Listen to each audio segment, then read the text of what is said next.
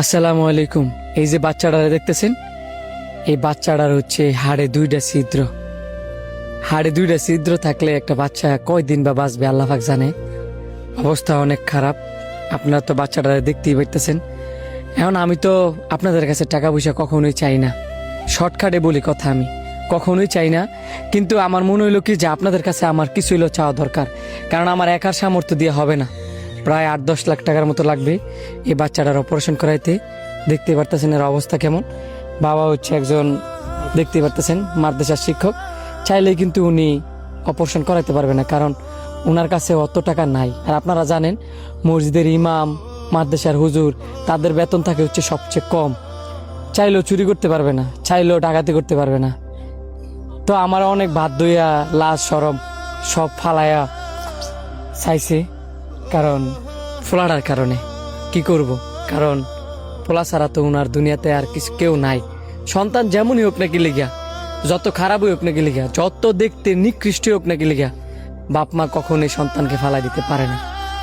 তা আমি বলবো যে এই যে বিকাশ নাম্বার দেওয়া আছে, নগদ নাম্বার দেওয়া আছে, আপনারা এই বিকাশ নাম্বারে, এই নগদ নাম্বারে, দুটোটাই ওনার এখানে টাকা পাঠাবেন একই নাম্বারে। আশা করি সবাই 1 টাকা হইলেও পাঠাবেন, 10 টাকা হইলেও পাঠাবেন।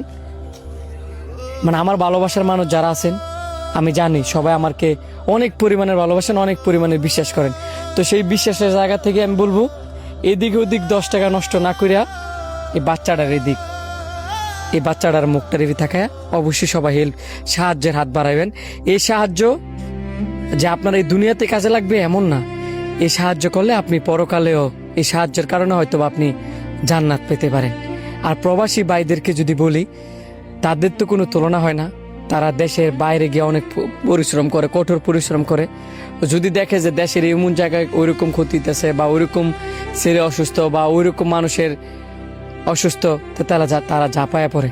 তো আমি আপনাদেরকেও বলবো, আমার বাবা একজন প্রবাসী, আমার আত্মীয় স্বজন প্রবাসী আছে, এই বাচ্চাটার মুখের দিকে তাকায় অবশ্যই সবাই সাহায্য করবেন। দেখেন কি একটা অবস্থা, খারাপ কাল লাগবে না কিছু, মানে বলার কোনো ভাষা নাই। আমি এইসব ভিডিও বানাই না, কিন্তু মানে তারা দেখে আর আমার মনে শান্তি পাইতেছিল না যে দেখে কি করতে পারি। তো সবাই তারা সাহায্য করবেন। নাম্বারটা আপনি একবার মুখে বলেন। বিকাশ এবং নগদ 01828360836। উনি যে নাম্বারটা বলছে ওই নাম্বারে সবাই টাকা পাঠাবেন। ধন্যবাদ। আসসালামু আলাইকুম।